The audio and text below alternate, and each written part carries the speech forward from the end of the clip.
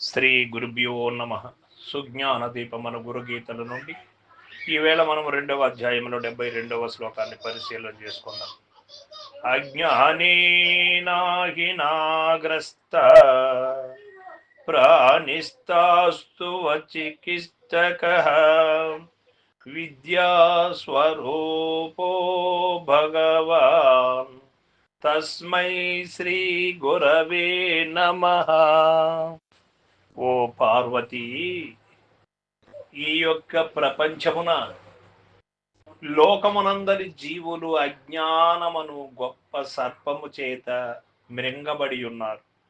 అటుల మృంగబడిన జీవులను గూర్చి అజ్ఞాన నాశనము చేసి బాగుపరచడి మహావైద్యుడగు వాడు జ్ఞాన స్వరూపుండైన భగవంతుడేయు, ఏరొకడు కాదు.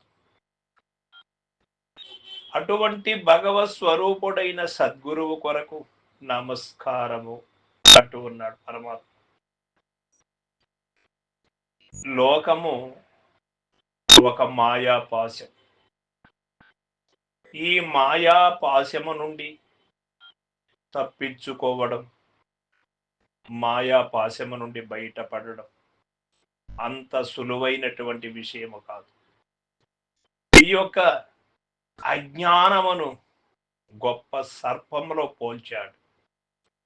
ఎందుచేత అంటే, ఏదైనా ఒక సర్పము అయితే దానికి మందుతో నివారణ చేసుకోవచ్చు, ఆ యొక్క విషం లేకుండా పోవడానికి.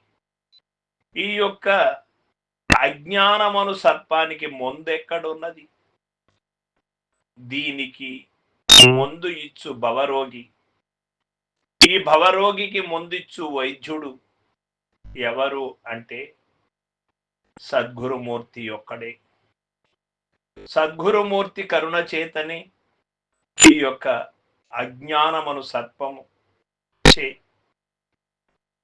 బాధితుడై ఉన్నటువంటి అజ్ఞానాంధకార సర్పము చే చుట్టబడి ఉన్నటువంటి జీవుడు విముక్తుడు కావాలి అంటే గురువు కరుణ కావాలి. గురు కరుణ లేనిదే ఎవరికి కూడా సాధ్యపడదు ఈ యొక్క అజ్ఞానాంధకారమైనటువంటి ఈ సర్పము నుంచి బయటపడడానికి.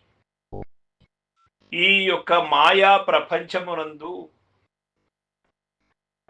ఎవరు తప్పించుకోగలరు అంటే సద్గురుమూర్తి కరుణా కటాక్షములు పొందినవారు. మహావైద్యుడు గురుడు ఉన్నాడు, అతడు జ్ఞాన స్వరూపుడు, భగవంతుడే ఆ గురుమూర్తి, వేరొకరు కాదు. నిజ దైవాన్ని తెలియచేయాలి అంటే, అజ్ఞానం తొలగించాలి అంటే గురుడే సమర్థుడు. అజ్ఞానం అనేది ఎప్పుడు తొలగబడుతుందో జ్ఞానం అనేది వెంటనే ప్రజ్వలింపబడుతుంది. ఆ స్వచ్ఛందమైనటువంటి జ్ఞానము ఎప్పుడు ప్రజ్వలింపబడుతుందో అప్పుడు నిజ దైవం ఏమిటి, శబలిత బ్రహ్మం అంటే ఏమిటి, నేను అంటే ఏమిటి, ఇవి అన్నీ కూడా క్లారిటీగా తెలియబడతాయి. అజ్ఞానం అనే సర్పానికి లోనై ఉన్నటువంటి వాడికి ఇవి తెలియబడవు.